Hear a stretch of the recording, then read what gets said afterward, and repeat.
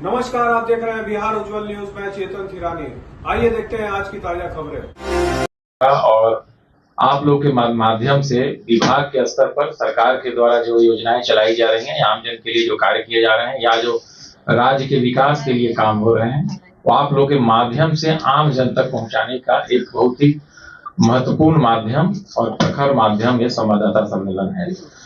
इसके पहले पर्यटन विभाग जो है 27 सितंबर को आप लोगों के साथ हम लोग रूबरू हुए थे और हम लोगों ने बहुत सारी बातें बताई थी। उसमें विभाग की क्या भविष्य की कार्य योजना है, कौन कौन सी नीतियां विभाग की चल रही हैं, उसके बारे में आप लोगों को हम लोगों ने बताया था और आप लोगों ने इसको प्रमुखता से अपने विभिन्न समाचार चैनलों में और समाचार पत्रों में इसको दिखाया भी था और छापा भी था। आज के संवाददाता सम्मेलन में हम उसके बाद जितने काम पर्यटन विभाग द्वारा किए गए 27 सितंबर 2025 के बाद 24 के बाद हम उसी को बताएंगे, ताकि ये न लगे कि एक ही बात को विभाग बार बार कहता है। तो और समय विभिन्न अंतराल पर संवाददाता सम्मेलन का जो उद्देश्य है कि क्रमिक रूप से जो गतिविधियां आगे बढ़ रही हैं और नई चीजें हो रही हैं, उससे लोगों को बताया जाए।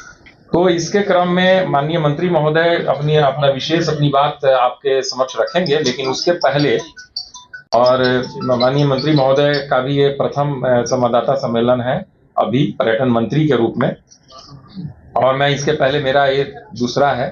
तो पहले वाले के बारे में सर हम लोगों ने बताया था, उसमें जो हम लोग की बातें जो हम लोगों ने विभाग ने किया था। अब विभाग के स्तर पर जो प्रमुख कार्य हुए हैं उसके बारे में आपको बताऊंगा, बाद में माननीय मंत्री महोदय अपना विशेष बात आपके समक्ष रखेंगे।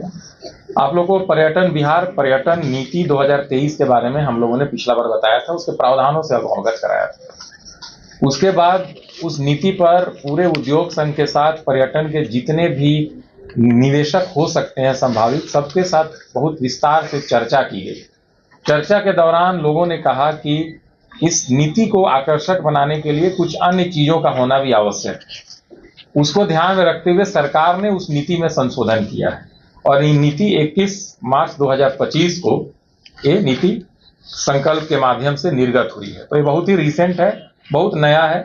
विभाग की आप सबका से अनुरोध है कि कृपया ये जो संशोधन हुआ है इसको आप समझें और इसको इस तरह से बताएं लोगों को कि निवेशक ज्यादा से ज्यादा संख्या में यहाँ निवेश करें और नए नए लोग जो छोटे छोटे निवेशक भी हैं वो भी इस क्षेत्र में आए। जैसे पहले था कि हम ये लाभ देंगे उन्हीं को जो कम से कम 4 सितारा होटल बनाएंगे, उन्हें ही बिहार पर्यटन नीति में 25% तक हम लोग पूंजीगत अनुदान या और तरह की सुविधाएं देंगे। लेकिन लोगों का कहना था कि 4 सितारा होटल हर जगह बनाने में कठिनाई है और ये भी था कि 10 करोड़ का न्यूनतम निवेश होने पर ही आप योग्य होंगे लाभ लेने। तो सबके सुझाव पर इसमें जो सरकार ने संशोधन किया है वो संशोधन है कि अब 4 सितारा होटल सिर्फ हम लोग प्रमुख स्थलों पर ही बाध्यकारी कर रहे हैं।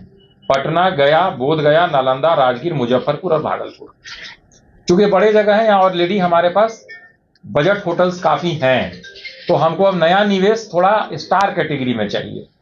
तो इसीलिए हम लोग यहाँ पर 4 स्टार रखे हैं और यहाँ पर 10 करोड़ की सीमा भी लागू रहेगी। पटना, गया, बोधगया, नालंदा, राजगीर, मुजफ्फरपुर, भागलपुर के लिए।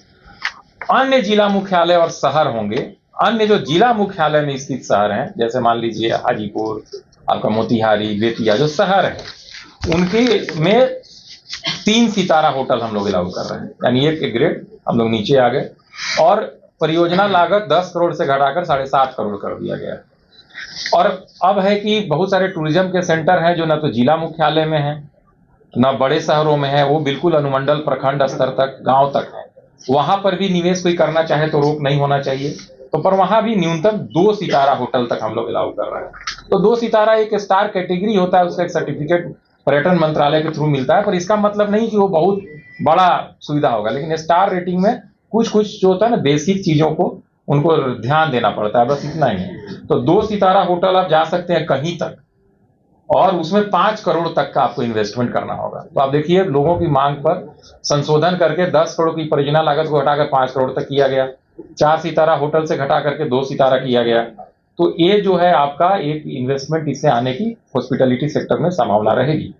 दूसरा ये था कि जो SGST होता है, आप जानते हैं जीएसटी, उसका जो एसजीएसटी और सीजीएसटी, तो एसजीएसटी स्टेट गवर्नमेंट से रिलेटेड है।